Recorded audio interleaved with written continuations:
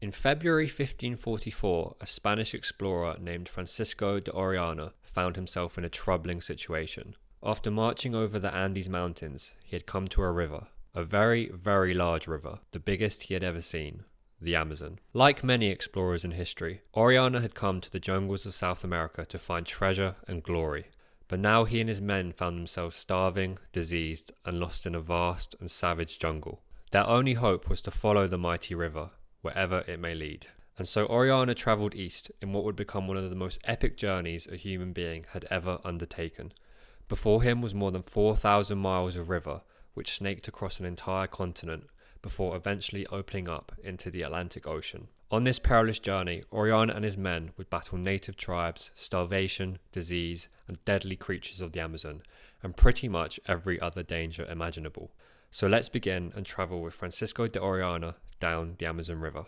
But first, who was Francisco de Orellana, and why had he come to the jungles of South America? Orellana was born in Spain, 1511. He came from a well-to-do family and grew up learning the arts of war, such as riding and fencing.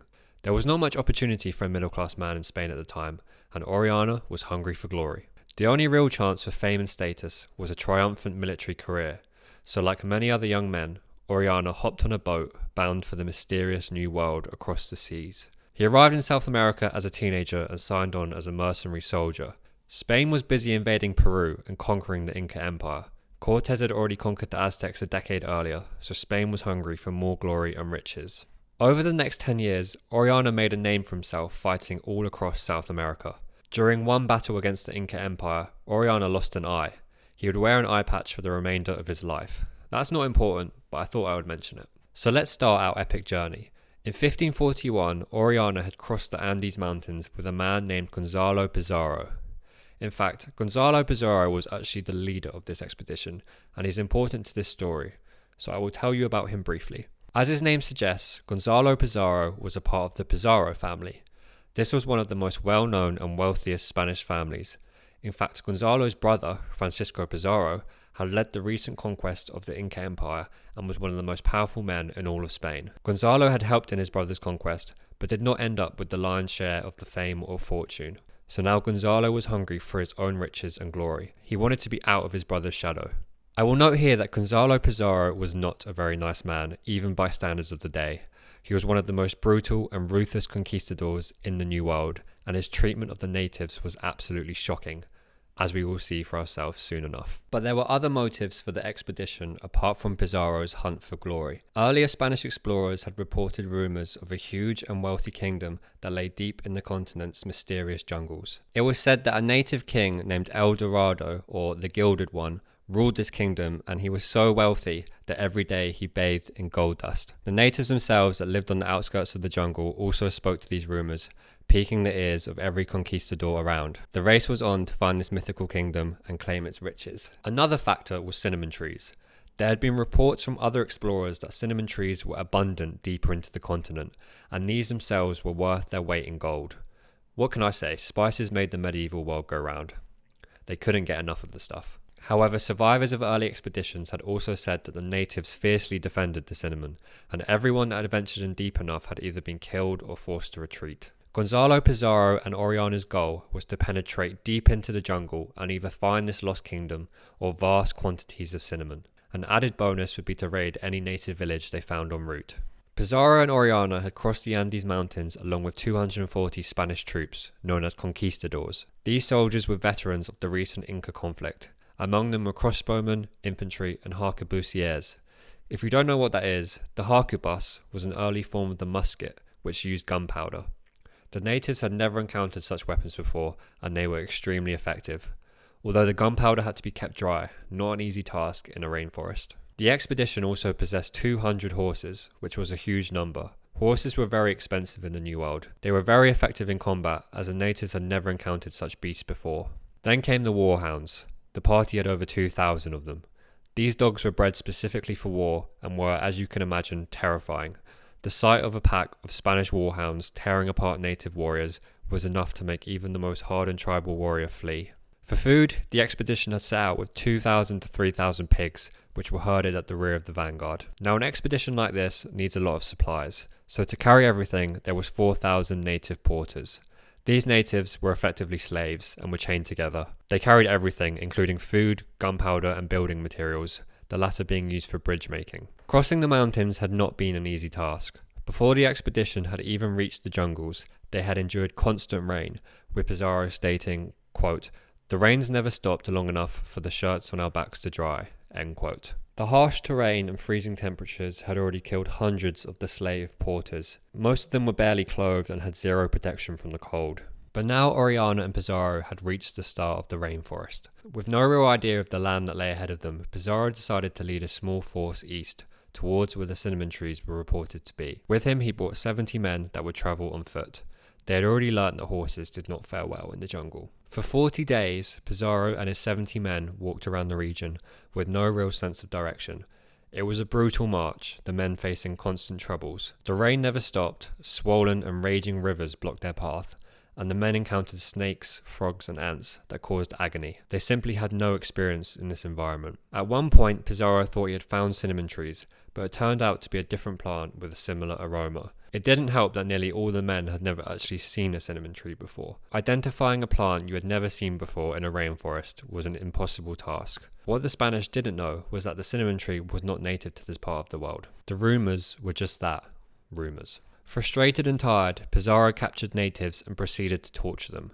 He asked them about the location of the cinnamon trees and El Dorado, the city of gold. They had no answers for him, and so his dreams of cinnamon plantations were in ruins. Angry, Pizarro burned the Indians with fire and fed them to his war dogs. As I mentioned before, he was not a nice man. Defeated, Pizarro headed back to the main force. On his way back, he came across a large river, the Coca River. It is a tributary of the Napo River that feeds into the Amazon. He recognized this as being a significant waterway due to its size. Along the banks of the river, he found a native village. The Indians were extremely wary, likely having heard of these strange interlopers who had been torturing the locals. But eventually the chief of the village, a man called Delacola, came forward and engaged with the Spanish. Pizarro gave him some gifts and asked for information. He asked whether there lay a wealthy civilization in the region. Well, Delacola responded yes. The chief said that far to the east, down the river, was a great kingdom with many riches. This was a clever response from the chief Delacola, as he knew it was what Pizarro wanted to hear. By saying this civilization was far away, he would ensure he was rid of the Spanish. Pizarro was pleased anyway, as he now finally had an aim for his expedition. They would head east. Unfortunately for Delacola, Pizarro decided to take him a prisoner. It was clear the chief knew the land intimately, and so he would be invaluable as a guide. Unlucky Delacola. Pizarro continued down the river, but now found himself far away from Orellana and the main force. The terrain was proving difficult, and the men had to build a bridge over a wide gorge. One of the Spanish was said to have fallen and died during the crossing. Even with the help of the guide Delacola, the going was rough and dismally slow. Shortly thereafter, Pizarro encountered another village and this time was met with resistance. The natives gathered with spears and clubs, shouting war songs. Pizarro ordered the harquebusiers to fire and instantaneously half a dozen Indians were slain, pierced through with metal balls. The shocking sudden deaths confused and anguished the natives, who struggled to understand what made their comrades writhe and bleed and die. They fled into the forest. The Spanish moved in and captured the village, deciding it was a good place to set up base. He put a few of the chiefs in chains. Pizarro then sent men back to find Orellana and lead him to the village. When they had reunited, the plan was to descend down the river to find these rich lands Delacola spoke of. By this point, food was getting low, and the men were desperate to reach a more populated area. In the meantime, Pizarro sent scouts down the river to see what lay ahead. They found another river, the Napo. The Spanish soon realized that the rivers were combining, and this was likely the fabled Amazon River. The scouts also reported that this river was populated with Indians that wore clothes and used complex tools. Pizarro was thrilled with the report, excited to find a more advanced civilization to conquer. Pizarro and Orellana reunited and set down the Coca River. For weeks they travelled down the riverbank, hacking their way through the thick forest. The beauty of the wilderness they were exploring was only lost on Pizarro and Orellana due to the difficulty of traversing it. As the expedition descended, they came across a small clearing that provided a view to the lands to the east. They gazed in wonder at the sprawling green carpet of treetops that seemed to have no end.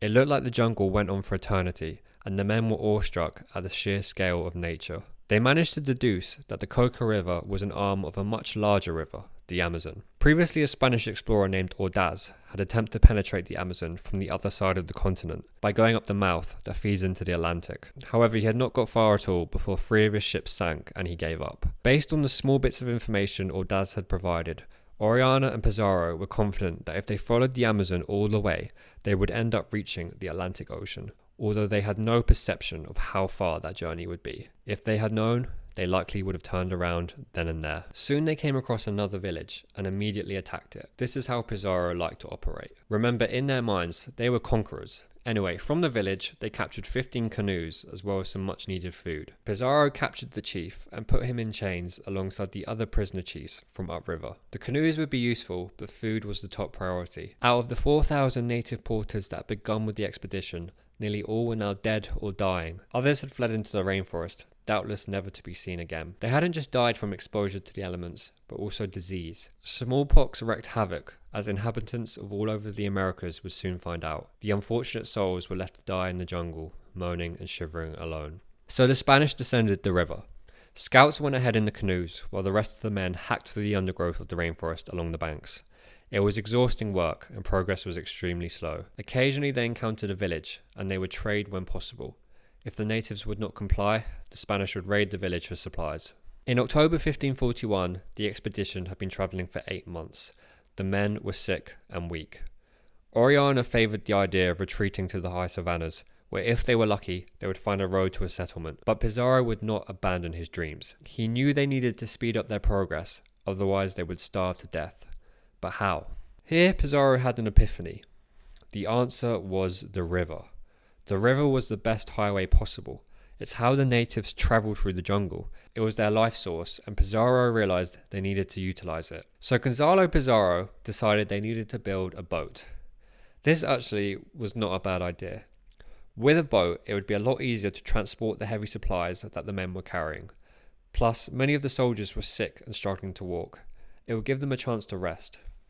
Without the slaves to carry their belongings, the boat would be a good replacement. So in October 1541, construction of a brigantine commenced. By the way, if you're wondering what a brigantine is, it's a small sailing boat with usually 2 masts. They were quick and agile ships, used heavily in the Mediterranean and rivers over the world. But make no mistake, this was not just a big canoe or something like that. The brigantine would be big enough to carry 20 or 30 men, with 6 oarsmen powering the vessel. It's safe to say that this kind of ship had never been seen in the Amazon before. I love the ambition of this. Here are the Spanish, somewhere in the rainforest, starving and with limited supplies, yet they need to build a sizable boat. It's worth mentioning that these men were soldiers. Only a few had experience with carpentry or smithing. It would be an immense task. It took a month to build the boat. One of the most vital components was iron for nails, which they scrounged wherever they could. They took horseshoes from the horses, and men were expected to donate a piece of armour, which in their eyes was worth more than gold in this hell they found themselves in. They built a forge and cut down trees. Orellana oversaw every area of the construction. He rushed around the camp, directing men from dawn to dusk. The men used anything they could get their hands on, tree resin for glue and fibre from wild coconuts. The natives they had captured taught them how to make a rope substitute by peeling the leaves of specific plants. For what it's worth, Pizarro also worked tirelessly alongside his men, being among the first to fell trees and undertake the hard physical labour. During the construction, Orellana also spent time with the natives and the prisoner chief, Delacola. Slowly, he learned their language and was able to act as an interpreter. Orellana had always had a propensity for picking up languages, and this will prove to be extremely useful for the expedition in the future. Anyway, after a month, the boat took shape. The supplies were loaded and the injured men boarded. They named the boat the San Pedro. They set off down the river aboard the San Pedro. The rest of the expedition marched along the banks, carving a path out of the jungle. Some men rode in the canoes they had stolen. There were very few pigs or horses left now. Each night, the boat would anchor, and the men marching would catch up, and they would make a joint camp. Pizarro was adamant the boat must not leave the marching men. The expedition soon reached the Napo River, and Delacola, the captured chief, warned that they were entering a largely uninhabited area which was swamp-like. Food would be very limited, and he was right. Soon the Spanish found themselves in a maze of channels and swamps. For a while they encountered a few tiny villages where they were able to get maize and yucca, but soon they became increasingly intermittent before disappearing altogether. The Spanish were alone. The men marching along the banks moved even slower here. There was barely any solid ground, so they picked their way through carefully. Men often got stuck in the bog and had to be pulled out. The remaining horses and pigs suffered even worse. For 43 days, the Spanish navigated this region and did not sight another human being. The expedition was not in a good way. The men were dying, and there was no food. Sensing the Spanish were doomed and that they would grow increasingly angry and desperate, Della Cola and the captured chiefs feared they would be killed. So they picked their moment, slipped into the river while still in chains, and escaped, swimming to the other side. Now the Spanish were guideless in this alien jungle. On December 25th, 1541, Christmas Day, the Spanish ground to a halt. They were simply starving. The men boiled the leather saddles from the horses for a Christmas meal. Things were bleak. There was only one horse left, and the Spanish had begun to practice the most gruesome ritual. They cut slabs of meat from the living horse and then dressed its wounds with bandages in the hope it would heal enough for another meal. As you can see, these were desperate times. The men scavenged for anything they could find, gnawing at roots and random plants.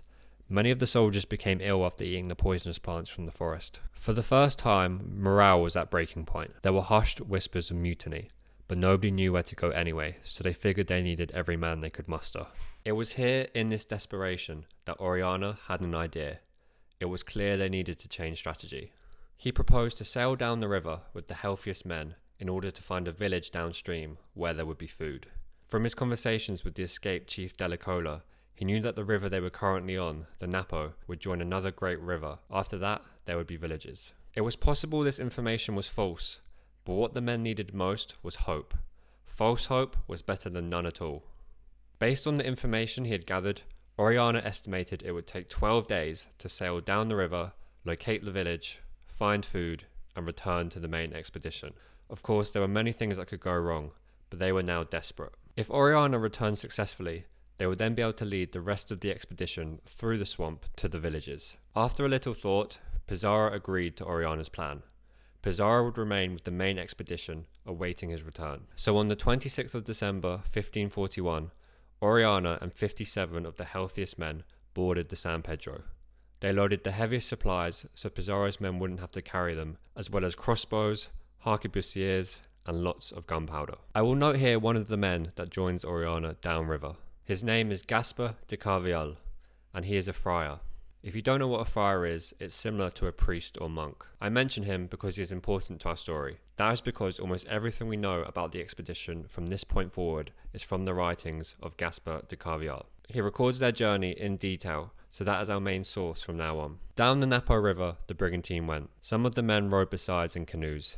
They are 22 now, after capturing more from the last native village. On the second day down the river, they narrowly averted a disaster. The boat hit a submerged log, which impaled the ship.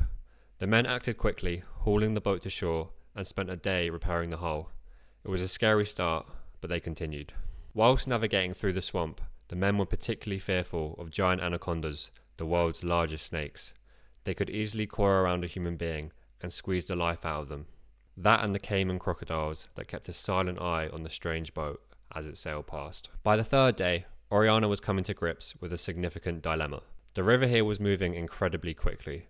The current meant it would be very hard, almost impossible, to return up the river, especially within the 12-day time frame Orellana had agreed with Pizarro. Let's remember the boat was powered by the oarsmen, and they had a limit to the strength they could muster. Anyhow, for now, they had no choice. They must find food. So they continued. A week went by, and there were no signs of villages or natives.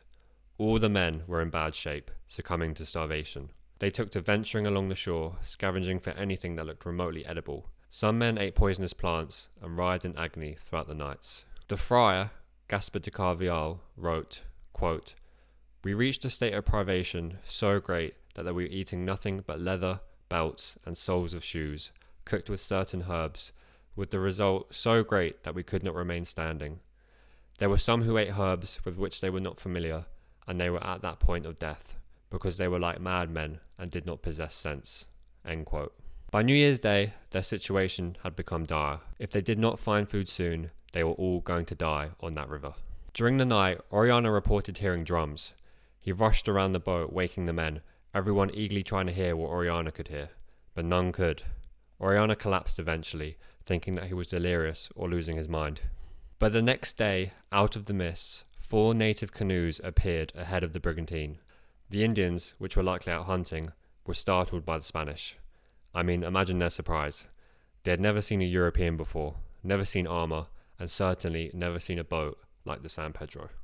They whistled, sounded alarms, and pounded drums. Orellana decided to follow them and eventually came across a village. The men's hearts soared at the possibility of food. It had been so long. But many tribal warriors were amassing in the village, armed with clubs and spears. They were all incredulous at seeing the Spanish. They had never seen white men before. Orellana knew that he had no choice. He needed food above all else.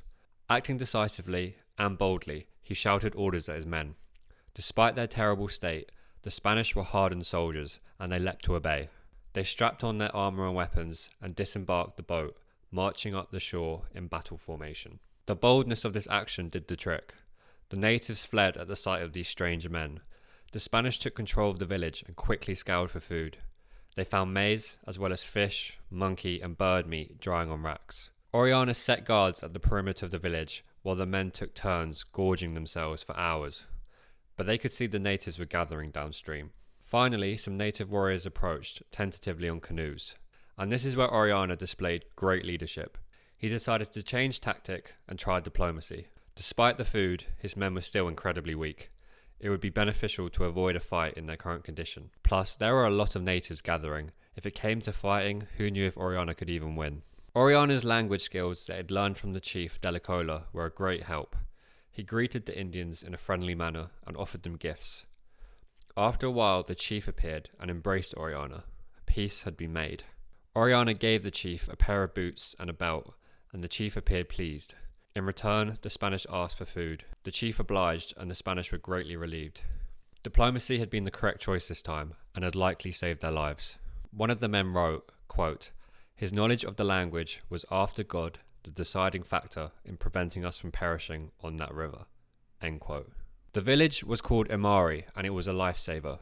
For the first time in a long time, they were able to eat and rest, and that's what they did. The Spanish noted that the natives grew maize and yucca, which was the primary carbohydrate of their diets. Their houses were built on stilts to avoid flooding in the rainy season. The natives were fascinated by the Spanish. Their long beards, their armour and weapons. The local tribes were ruled by 13 chiefs, and they all came to visit these strange men. In a display of true Christian zeal, Orellana read the natives the Requiremento. The Requiremento was a document conquistadors would read to people they had conquered, which essentially instructed them to accept Christ, throw away their native gods, and recognize the Spanish king as their sovereign leader. Of course, this was a ridiculous thing to do. The natives had no knowledge of Christianity. Hell, they had no knowledge of Spain. Luckily, the natives didn't have a clue what Orellana was saying. If they had, they might have slaughtered all the Spaniards on the spot. So Orellana and his men were safe, for now. But let's not forget the mission. They were supposed to have found food and returned to Pizarro, all in 12 days. Well, that time had passed, and Orellana had a decision to make. To put it lightly, his men did not want to go back. They felt it would be impossible to row the boat upstream. It would take too long and be too difficult. Orellana thought about sending canoes, and even offered a financial incentive for anyone who volunteered to undertake the journey. The truth was, no one wanted to return to the swamps. They had almost starved on the way down, and going back would take at least twice as long. And who knows if Pizarro would have moved on by then? The men argued it was suicide. Orellana also sensed that if he pushed the matter, he would have a mutiny on his hands. This put him in a difficult predicament. Finally, he made the momentous decision. He would not send anyone back. He would continue down the river, wherever it led. Now, this was a huge decision. Orellana was actively disobeying orders from Gonzalo Pizarro, one of the most powerful men in the New World, and a member of one of the wealthiest families in Spain, a man whose cruelty was legendary. But the decision was made. The main body of the expedition was on its own to fend for themselves. However, as a slight compromise, Orellana decided he would wait a while at the village to see if Pizarro or any of the men would make it down the river on foot. But in the meantime, Orellana would be productive. He ordered his men to gather round. Once again, they were going to build a forge and a nail-making factory in the heart of the Amazonian jungle. They were going to build a second boat. Anyway, let's jump back to Pizarro for a minute to see how his story ends. After Orellana had sailed off, Pizarro had sent his best men to follow him along the shore. It was slow going. The men were sick and weak, and there were no animals left to eat. They had eaten the remaining horses and war dogs. They hacked their way through the thick jungle so the rest of the expedition could follow. It was in some sense a death march. The rains never stopped, and the men were attacked by army ants and spiders. They were lucky to make 3 miles a day. Soon Pizarro came to the swamps. In a stroke of luck, they discovered 5 native canoes that had been abandoned. Pizarro sent a dozen men into the swamps to scout ahead. By this time, the Spanish were subsisting off of snakes and bugs. Salt depletion was rampant, which causes vomit, diarrhea, fevers, and cramping. The men were miserable. The scouts returned 8 days later, but they came bearing bad news. They had found no food, no villages, and no signs of Orellana. Now completely desperate, Pizarro would try one last time. He ordered his best men on the canoes and told them not to return if they did not find food. It was a simple command: find food or die. Well, off the men went, and eventually they came to a place that had been used as a campsite. It looked recent and did not bear the hallmarks of a native camp. It was clear to them that this was a place Orellana had stopped for the night aboard the boat. The only trouble was the campsite sat along a point at the river where it split in two. 2 great rivers met here, so the men had to make a choice. To their frustration, Orellana had left no indication as to the direction he had chosen. They cursed him. In the end, Pizarro's men decided to head up the Agua Rico River, but this was the wrong decision. Orellana had in fact continued down the Napo. They continued down the wrong river for about 30 miles until their luck changed. They found an abandoned village and a yucca plantation. If you don't know what yucca is, it is a root vegetable that was a staple of the natives' diets in the region. The men were overjoyed at this discovery and ate as much food as they could. They then loaded the canoes with as much as they could carry. When the canoes finally got back to the main expedition, they had been gone for 27 days. Pizarro was ecstatic to see his men again and the limited food they had brought back. He immediately ordered the men to set off towards the plantation. It took 8 days marching to reach the place where the river split, and then another 10 days to get to the plantation. Many of the men had died, unable to continue the journey. Once they arrived at the abandoned plantation, the men gorged themselves on the raw yucca. Now, unbeknown to the Spanish, this would be a huge mistake. Raw yucca is poisonous, especially if eaten in large quantities. There are 2 different types. The first is called sweet yucca, and it will make you sick, although nothing terrible. It just needs to be boiled or baked to be safe to eat. The second type, called bitter yucca, contains cyanide. It needs to be prepared in a very specific way before it can be safely consumed. But the Spanish did not know this, and there were no natives around to warn them. So for the first time in months, Pizarro's men were overjoyed with having food. But quickly, their happiness disappeared. In the following days, the men grew sick. The ones who had eaten the bitter yucca suffered from jaundice, terrible diarrhea, and sickness. Several of the men died, killed by their starvation. After this, the Spanish realized their mistake and cooked the yucca before eating. The majority of the men would survive. It was here that Pizarro accepted he was not going to see Orellana again. The captain was furious. Orellana had gone downriver, not returned, and left no indication of his direction. For Pizarro, this was a clear insubordination of his orders. It was treason. Pizarro now branded Orellana as a traitor, but right now he was powerless to do anything about it. He had far bigger problems on the horizon, namely surviving the return journey home. In order to complete the journey, they would have to march hundreds of miles up the river and then cross the Andes Mountains once again, without a planned route. Pizarro's dreams were crushed and his ambitions ruined. He readied his men for the long journey. Many of the men were dying, their clothes had rotten away and most were shoeless. Some made improvised footwear by weaving together plants and grass. The expedition set off and marched 200 miles up the Agua Rico River. The march was brutal and the land uninhabited. They carried as much yucca as they could from the plantation. After what seemed like an eternity, they reached the headwaters of the river, near the mountains. They had made it out of the rainforest, but now would have to climb into the freezing mountains. But as they ventured into the mountains, Pizarro got lucky. They found a friendly native village that took them in and fed them for 10 days. It probably saved the life of Pizarro, who was in a bad way himself. Once they had rested, a few of the natives volunteered to guide them through the mountains and showed them a shortcut that reduced the journey immensely. In June 1542, 80 men marched back through the gates of Quito, the Spanish settlement where they had originally set off. Half the men had been killed through disease, starvation, illness, and combat. All of the 4,000 slave porters had died. So Pizarro had made it back to civilization by the skin of his teeth. But where was Orellana? Well, we had left Orellana in the village of Amari, resting and in the process of constructing a second boat. Orellana had already travelled far on this journey, but it was nothing compared to what was to come. The Spaniard didn't know that there was 4,000 miles of river ahead of him. This was now a mission of pure exploration and survival. Conquest was secondary. Orellana's force now consisted of 50 men. 7 had died while resting in the village from illness and the effects of starvation. One of the local chiefs spoke to Orellana and told him that downstream there was a wealthy kingdom with many large villages. He also warned the Spaniard that the kingdom was guarded by fierce women warriors. This was the first mention of the legendary Amazon female warriors, and Orellana would soon encounter them for himself. But for now, the men worried themselves with the construction of the second boat. They slaved away in the relentless heat and rain for a month, beating off the clouds of mosquitoes that pestered them. The Spanish reported great swarms of insects that made their lives a nightmare.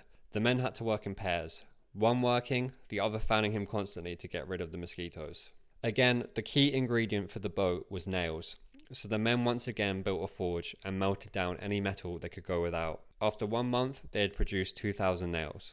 It was at this time that Orellana got the impression they were overstaying their welcome in the village. The natives were less excited to be around the Spanish and were offering less food. It's not hard to see why this would be the case. Feeding 50 men was a considerable drain of resources for the natives, and no doubt they wanted to be rid of these strange creatures.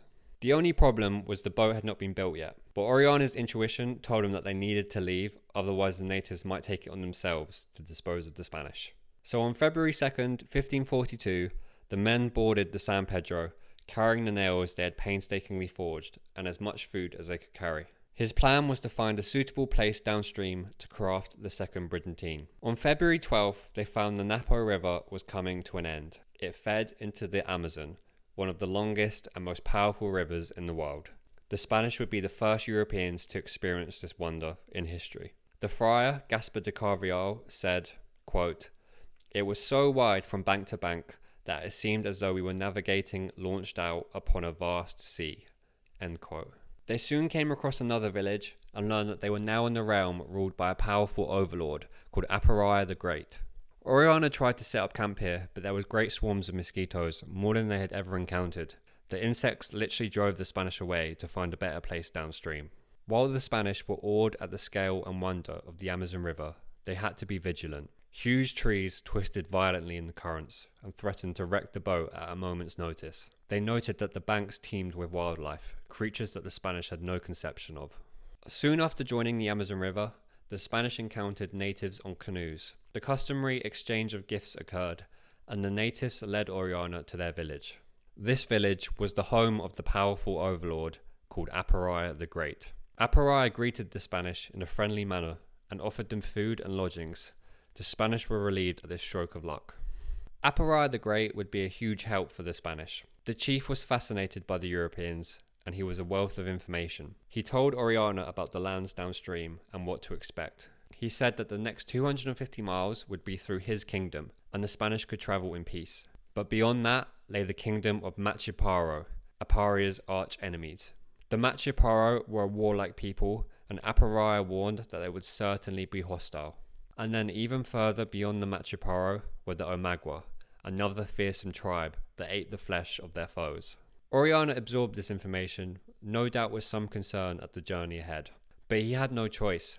There was no returning upstream. If they wanted to reach civilization again, they must descend this great river wherever it took them. In light of this news, the Spanish set up in the village and drew up plans for the second brigantine. It needed to be bigger, stronger, and capable of withstanding a fight, which was what lay ahead of them. More of a warship than the San Pedro.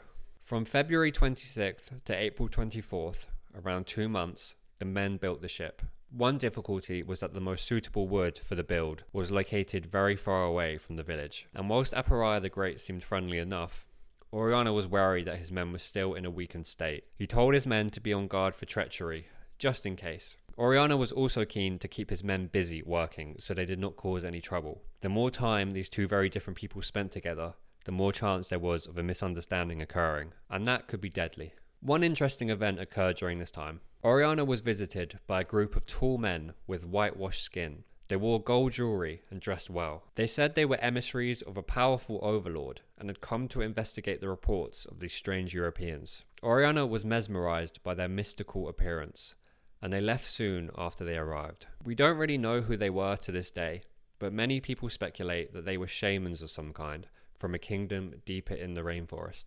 This brings me to an important issue that I want to discuss about the technological advancement of these Amazonian civilizations. All throughout Orellana's journey, the men report seeing signs of advanced societies that have built cities, well-developed roads, mastered agriculture, and supported large, dense populations. We will see more evidence of this as the expedition continues. For a long time, the historical view has rejected this as impossible. It has been thought that the acidic soils of the rainforest could not support the level of agriculture needed to sustain a large civilization. For a long time, the writings of the friar Gaspar de Carvajal had been dismissed as fabrication and propaganda. When later explorers arrived in the centuries that followed, they found little evidence for cities. But recently, and I mean as recently as 2022, this view has changed. There have been a number of developments that have validated the experiences Orellana reported. First, the discovery of terra preta. Terra preta, or black earth in Portuguese, is a nutrient-rich human-made soil. It is made by mixing charcoal, bones, manure, and compost with the land. The result is a large increase in plant fertility. Researchers have discovered vast swathes of terra preta, which indicates that ancient Amazonians had sophisticated methods of managing agriculture. Secondly, the use of LiDAR, which is a light detection technology, has revealed the remains of cities and settlements deep in the upper Amazon. Long ago, these places were devoured by the jungle, swallowed by plant growth, or buried in sediment, but now they are being uncovered. The evidence found so far points to roads, canals, and large mounds. The last thing to consider before we get back to our story is that all of the structures the native people made were crafted from wood. They had very limited access to stone in the jungle, but in a hot and humid rainforest, wood rots over time, leaving no trace of the past. This is all to say that perhaps Orellana was reporting the truth after all. Perhaps the Amazon was much more advanced than we have thought to believe. Anyway, sorry for that little side note, but I thought it was interesting. Let's get back to the story. By late April, the boat was finished. Orellana named the ship the Victoria. It was twice the size of the San Pedro and a lot sturdier. 18 oarsmen would power the vessel. The Spanish had built this boat with battle in mind, but also the ocean. That's because Orellana knew that if they survived the river, eventually they would reach the sea. Then they would have to sail up the South American coast to civilization. The boat had to be able to survive the perils of ocean voyage. On April 24th, they loaded the two boats. There was 50 men on board and as much food as they could carry. Luckily, they still possessed a large amount of gunpowder, which was extremely effective against the natives, who had never encountered such weaponry before. They packed it with great care to ensure it remained dry in the wet jungle environment. After all they had endured so far, the real journey was only just starting. This is what the men were facing. The Amazon River is over 4,000 miles long. 1/5 of the world's freshwater drainage comes from the Amazon. Over 500 different rivers drain into the Amazon. The Amazon dispels so much water that as far as 100 miles out into the Atlantic, you can taste fresh water. The river is so wide at times, you can't see the other side. It is unimaginably large. So along the river the expedition went. Days went by and the jungle grew thicker and thicker. I want to note that these men did not even possess a compass. They orientated themselves by using the stars and basic observations of the sunrise and sunset. On May 12th, Orellana entered the hostile territory inhabited by the Machiparo tribe. This land was heavily populated, more so than the previous length of the river. It didn't take long for natives to spot the two boats and begin to muster an attack. They swarmed around the Spanish in canoes and threw spears from the shore, while others shot arrows. By the way, the native weaponry was fairly limited. Their shields were made from the hides of manatees and tapirs, and some wore leather armor. But this was no match for the Spanish crossbow bolts, which were designed to pierce plate metal, not to mention the bullets of the arquebusiers. If either of those projectiles hit a native warrior, the results were devastating. In contrast, the steel armor that the Spanish wore made them practically invulnerable to the natives' attacks. Sure, they had to be careful not to get an arrow through the eye or take a spear through a joint in the armor, but for the most part, the natives' weapons were vastly inferior to the Spanish. The biggest risk by far was for the Spanish to be swarmed and overcome by sheer numbers. The natives did employ the use of spear throwers, which launched their projectiles at tremendous speed and could achieve significant distance. The spear thrower was essentially a flexible plank of wood that would help catapult the 6-foot spears towards the Spanish. They thudded into the sides of the two boats. Many natives were gathering around the boats, and Orellana grew concerned over the force that was amassing. The new boat, the Victoria, was bigger and offered greater protection in comparison to the smaller San Pedro. So Orellana ordered the men to lash the two boats together to create a better defensive structure. As native canoes grew closer, Orellana ordered his gunmen to be ready to fire. He waited until the natives were close enough so the men could see the details of the war paint splattered across their faces and the frenzied look in their eyes. The Spanish braced for the boom of the discharge, which would echo across the river and surely cause the natives to flee. Closer they came, and finally Orellana gave the order, but nothing happened. Instead of a thunderous bang cutting through the war shouts, there was only silence. The guns had misfired. A soldier inspected the gunpowder and found that it was soaked through. The harquebuses would be no help in this fight. Orellana reacted quickly and ordered the crossbowmen forward to the sides of the gunwales. They fired, and a barrage of bolts impaled the natives, shredding their flesh. It would be up to the crossbows to repel this attack. The first wave of canoes faltered as the natives were hit, but they had numbers on their side. They brandished their clubs and spears, singing war songs. In retaliation, the Spanish readied their lances and swords. Orellana was concerned that the boats would be surrounded and overrun, so he decided to drive the boats into the shore, where his men could fight on solid ground.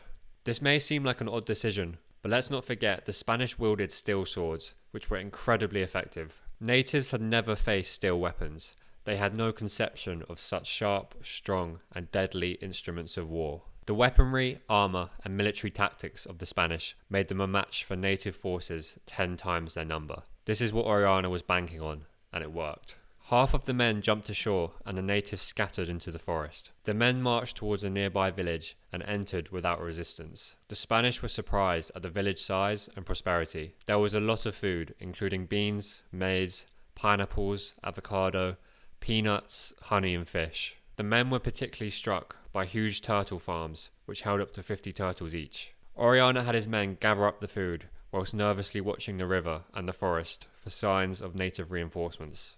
His fears proved correct, as many warriors began appearing from the forest. Orellana estimated their numbers to be around 500, the biggest force the Spanish had encountered yet on the river. The Spanish had begun ferrying food to the boats, and seeing this, the natives launched a counterattack. The fighting went on for 2 hours. A handful of men would take turns ferrying food from the village to the boats, whilst everyone else defended them. By the time the boats were fully loaded and the Spanish set off, they had paid the price. A third of Orellana's men had been injured, 9 of the men seriously. 1 soldier had been killed. This was likely the moment that Orellana realised he didn't have the resources to try and conquer every village he encountered. He needed to pick his battles wisely and stick to exploration if they were going to survive. But back on the river, the Spanish were not out of danger yet. The situation was becoming increasingly perilous. Orellana now estimated that there were thousands of native warriors along the shore and dozens of canoes trailing them. It was becoming clear that the kingdom of these peoples was far more extensive than anyone realised. The Amazon did not only consist of small, fragmented tribes, but great domains. Some would even call it civilization. The Spanish pulled at the oars with all their strength, switching men frequently when they tired. But still, spears and arrows rained down on them. The one positive was that the gunpowder had now dried, so the guns were unleashed, with devastating results. The pursuit went on through the night.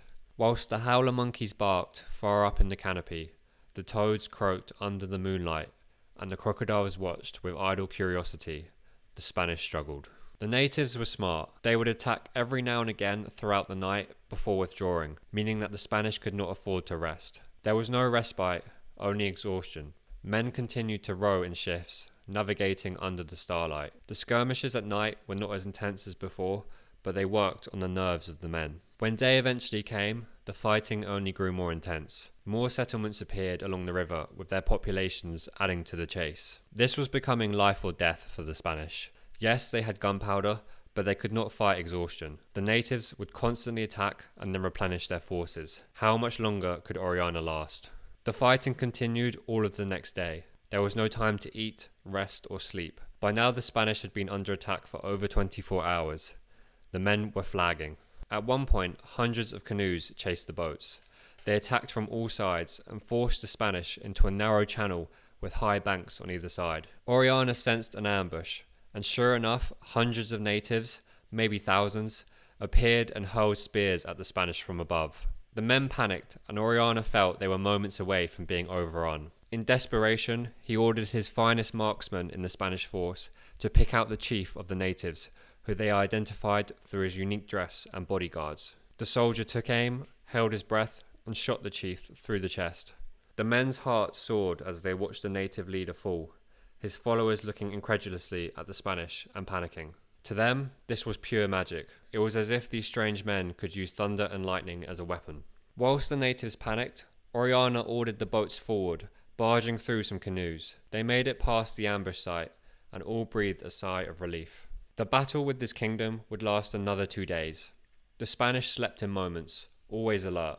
Orellana was proud of his men for enduring so much, and thankful to God they had not suffered many casualties. The territory of this tribe was enormous and continued for another 200 miles. Orellana noted how advanced these people were, and wrote about how he wished to return with a larger force to conquer their land and take their riches. After 4 more days of travel down the river, they began to sense they were leaving the kingdom of the Machiparo. One by one, the canoes that had followed them for hundreds of miles slowly trailed off, returning to their homes. While the Spanish enjoyed some well-deserved rest and could mentally relax for the first time in a week, Orellana knew they could expect little relief. The land they were entering was ruled by the Omagua. The friendly chief Aparia had warned Orellana that these people were also warlike. The Spanish could expect little respite. The first encounter they had with the inhabitants of this new region would give the Spanish insight into how advanced the native societies were. By now, the men were desperately hungry once again. They sighted a small village, more of an outpost really, and Orellana resolved to attack it. The natives scattered at the sight of the 2 Spanish ships, and the men were relieved to not have to fight. Orellana and his force stayed at the village for 3 days, eating and recovering from the recent fighting. In the meantime, they investigated the village and found it to be different from the others they had visited. They noted highways and well-constructed roads that led away from the village into the forest. In one house, they found sophisticated pottery. The Spanish found it beautiful and as high quality as the best that could be found in Europe. Orellana declared this tribe as the most civilized people on the Amazon. During their stay, natives would appear out of the forest and shout at the Spanish. Unfortunately, Orellana could not understand the local dialect here, so there was no opportunity to build any relationships. After loading all the food onto the boats, the Spanish left the village and continued heading downstream. And so began a long and difficult journey through this hostile region. Orellana settled into a rhythm of landing at villages, trading when possible, fighting when not. As they got further east, the population seemed to increase, making it difficult for the men to stop without being overwhelmed. On one raid, they found a small temple which contained gold and silver. The Spanish interrogated a priest and managed to discern that there was much more to be found in the interior of the rainforest. This only fueled Orellana's desire for conquest. Later, at a friendly village, Orellana used sign language to gather information. The natives told him of a large city not far away inland that contained llamas, silver, and food. He was very tempted to investigate on foot, but eventually reason won out. Trying to conquer a city with 50 tired men was foolish. Something you may have been wondering is how come Orellana and his men had not encountered any impassable waters on their immense journey. They never reported being stopped by rapids or waterfalls. The truth is that the Amazon River is remarkably flat. In 2,000 miles, the river only descends 200 feet in elevation. This geographical feature was very fortunate for the Spanish. On June 4th, 1542, Orellana came to the confluence of the Negro and Amazon rivers. The Negro is the 7th largest river in the world in terms of discharge. This was an extraordinary sight for the men, who once again felt dwarfed by the power of nature. This really would have been quite an amazing sight, as the waters of the Negro are very black, due to the nutrient-poor soil quality of the river. Orellana said it was, quote, as black as ink, and named it the Negro, which has stuck to this day. The Negro is the largest blackwater river in the world. The waters were treacherous where the two rivers met, and the men had to navigate around many obstacles, taking great care to avoid any collisions with floating trees and debris caught up in the currents. Once past the confluence, the men were able to make great speed, travelling up to 100 miles a day. Orellana refused to stop unless absolutely necessary. The men rested in shifts so that they could keep moving at all times. On June 7th, they came to a village. From what they could see, there were not many men in the settlement, mostly women and children. The Spanish were exhausted and hungry, so Orellana gave the order to land. They found fish and maize in large quantities and ate heartily. Orellana ordered the men to load up the boats, but instead his men pleaded with him. They were desperate to get off the ships for just one night and sleep on solid ground. The boats were cramped and uncomfortable, and the men were tired. They asked Orellana if they could remain in the village for the night. Orellana was reluctant to stay here, his instincts telling him that the boats were the safest option, but in the end he consented to their wishes. This was unusual for Orellana. He did not often let the men influence his decisions. He was their leader, and they followed his commands. But perhaps Orellana feared pushing the men too far. The possibility of mutiny was never far away on expeditions like this. In any case, the Spanish settled down for the night in the village, a dozen men to each hut. Well, in the early morning, Orellana's fears were justified. The native men of the village, who had been out working in the forest during the day, had returned and launched a silent attack using the cover of darkness. Luckily, the sentry Orellana had posted alerted the men, and a fierce fight broke out. It lasted all night, but when morning broke, the Spanish were victorious. Although the men were now more exhausted than they had been the day before, having not enjoyed the rest they had dreamt of. A few of the men were wounded badly too. Orellana was furious with himself for going against his own judgment. They had taken some native prisoners during the fight, and the Spanish considered what they should do with them. What comes next is out of character for Orellana. He ordered the men to hang the prisoners. This was a rare act of brutality from the Spanish leader. He did not normally execute prisoners. He was likely tired and angry at letting the men influence his decision, which had now cost the expedition. It also served as a warning to other natives not to try their luck. It highlights how mentally taxing this journey was becoming for Orellana, the constant fights and the struggle with starvation. All the men were at the end of their rope. The two boats continued east. After a few days of travel, they encountered another massive river. Orellana called it the Rio Grande. Today it is known as the Madeira River.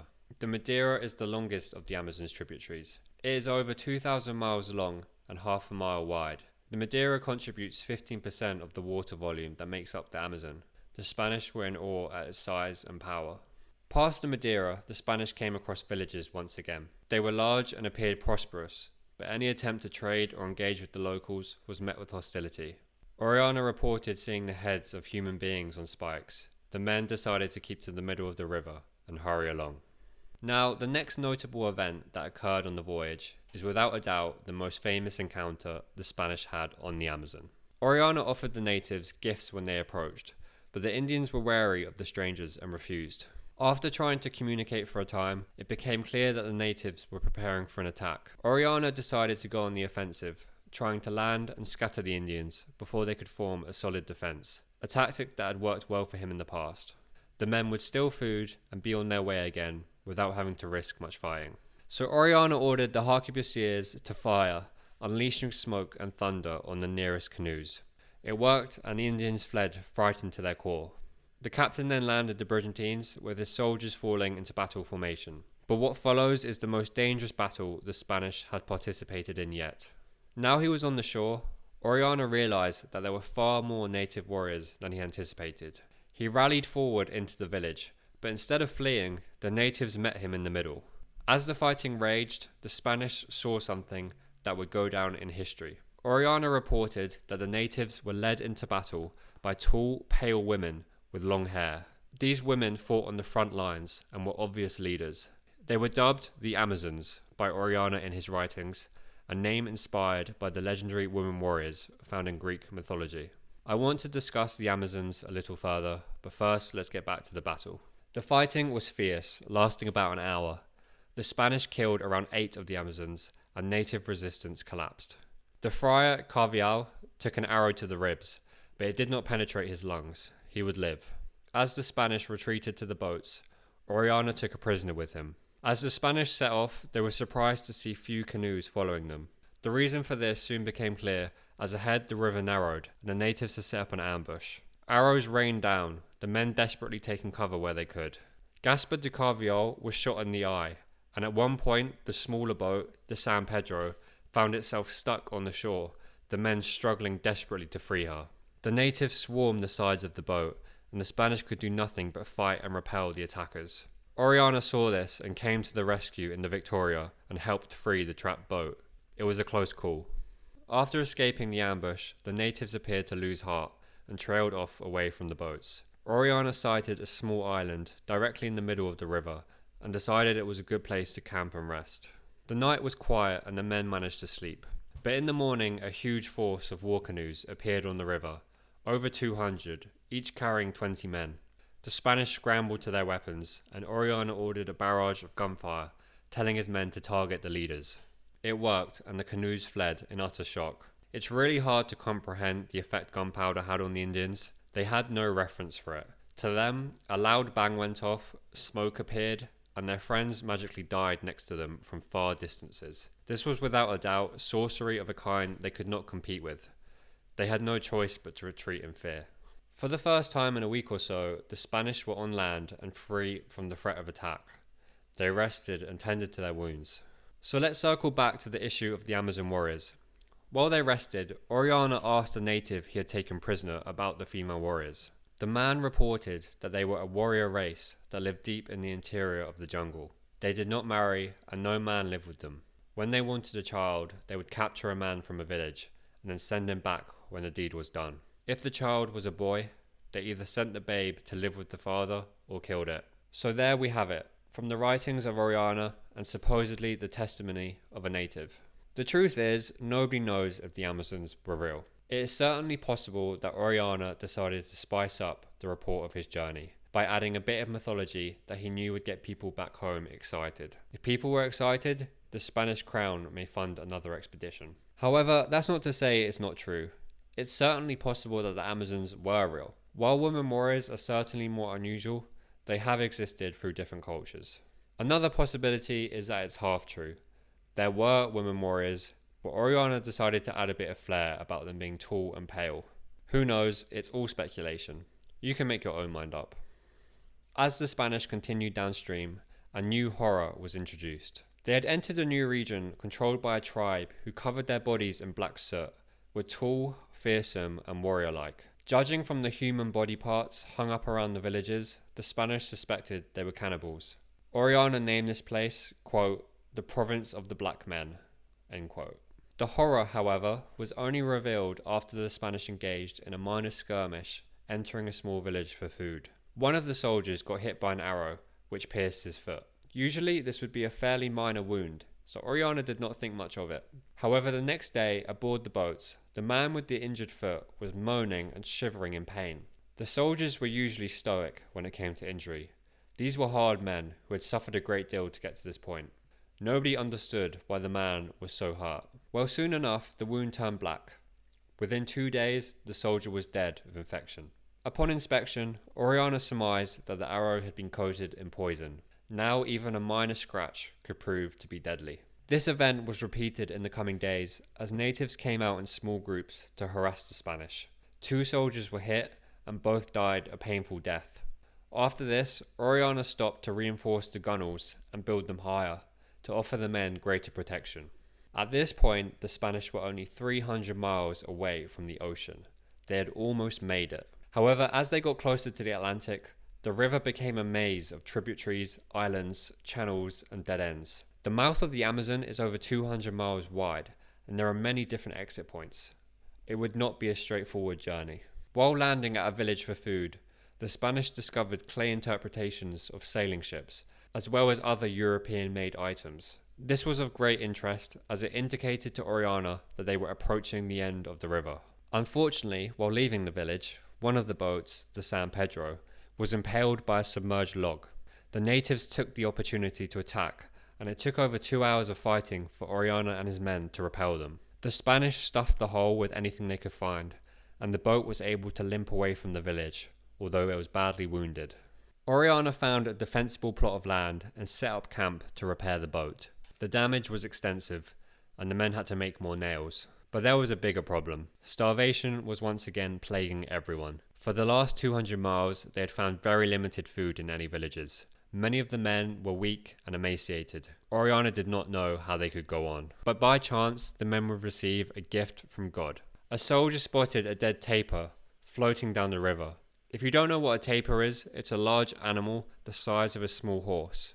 It was fresh, as if it had just died and the river had brought it straight to them. It fed the men for a week, and they all felt something divine was watching over them. On July 25th, they set off once again. It had taken 18 hard days of work to repair the boat. They were all glad to be leaving the camp. However, they didn't get far. After a day of travel, it was clear the river was ending. Orellana had repaired the San Pedro, but he now realized that the boats needed to be modified and refitted if they were to withstand the ocean voyage ahead of them. That's because getting to the Atlantic was just step one. If the men wanted to reach civilization, they would have to sail the two boats up the coast until they reached a Spanish settlement. This was likely going to be a voyage of over 1,000 miles. So once again, the men set about working on the boats, knowing their lives very much depended on their work. They made sails with Peruvian blankets and cut down trees to make sturdier masts. They also made 2 bilge pumps, as they anticipated water flooding the vessels, especially if the weather was bad. They spent 2 weeks at the temporary campsite, which they named aptly Starvation Island. On August 8th, 1542, they set out one last time. This last leg of the journey was sketchy and dangerous. The river was unpredictable, and the tides worked against the men. The ships frequently got caught on sand, and it required a lot of effort to free them. Progress was extremely slow. These waters were difficult for experienced sailors to navigate, which these men were not. They were soldiers, not pilots. And let's not forget what these men had been through. Months of travelling across an entire continent, almost constantly in a state of semi-starvation, while getting attacked relentlessly, all while travelling into the complete unknown. They had been pushed to their limit, physically and mentally. On August 25th, 1542, the men reached the ocean. We can only imagine their joy and fear. They had made it, traversing 4,000 miles of river, but now they faced the ocean in small boats they had constructed themselves. It had been 8 months since the group had split from Pizarro. 43 of the original 57 men were still alive. Only 3 had died in combat. The rest had perished from sickness, starvation, or disease. The goal for the ocean voyage was Cubagua, a Spanish settlement up the coast of South America. It was around 1,400 miles away. For the journey, each man carried a jar of fresh water and a satchel of roasted maize. The plan was simple: head north. The larger boat, the Victoria, that Orellana commanded, was bigger and more seaworthy than the smaller San Pedro. Still, the plan was to hug the coast as much as they could, always staying in sight of land. It was all too easy to get lost at sea without a compass and die adrift. The men desperately wanted to avoid that fate. For the first few days, Orellana's luck held. They enjoyed good weather and also had some help. Unknowingly, the men had struck the southern equatorial current, a strong force that would help propel them up the coast. When they ran out of fresh water, the men would find a suitable place to land and search for streams and rivers. They tried to avoid landing as much as possible, lest some misfortune damaged the boats. On August 29th, a storm hit and the boats were separated. Orellana, aboard the Victoria, searched for the San Pedro, but could see no sign of it. He had no choice but to continue on, believing in his heart that the other boat had been lost after all they had endured. Soon Orellana entered the mouth of the Dragon, one of the straits leading into the Gulf of Paris, which separates modern-day Venezuela and Trinidad. The winds and currents here make it exceptionally hard to navigate, especially in tiny boats. After a week of battling with nature, the winds finally held long enough for the men to escape the area. The men were spent, their hands blistered from working the oars relentlessly, their lips cracked and bleeding from the lack of fresh water. How long could they go on? Orellana and his soldiers had made it so far, endured so much. The greatest fear for the captain was to perish now, so close to the finish line. Nobody would ever know the epic journey they had undergone. But 2 days later, it happened. The shouts of "Land ho!" rang out from the Victoria. The men couldn't contain their elation upon seeing the small port on the island of Cubagua. They had made it. On September 11th, 1542, in the afternoon, the men arrived at a small harbour with the Spanish flag flying overhead. Captain Francisco Orellana had completed one of the most improbable journeys of exploration and discovery in human history. News of Orellana's arrival spread quickly throughout the town, and to his great surprise and relief, he was soon greeted with the sight of the men from the San Pedro, the other boat he'd been certain that had been lost at sea. Tears of joy ran plenty. Astonishingly, they had arrived at the town 2 days before, managing to avoid the hell of the Dragon's Mouth that had almost trapped the Victoria. The friar Gaspar de Carvial remarked, quote, "So great was the joy which we felt, I will not be able to express it, because they considered us to be lost, and so we considered them." End quote. Orellana counted his troops. 43 of the original 57 men had survived the journey. After the emotional reunion, they all had one thing on their mind: food. Well, there we are. Francisco de Orellana made it home by the skin of his teeth. If you enjoyed that episode, please subscribe to the channel. I will be making longer videos on all the great explorers. So take care, I hope you are well wherever you are, and I'll see you soon. Goodbye.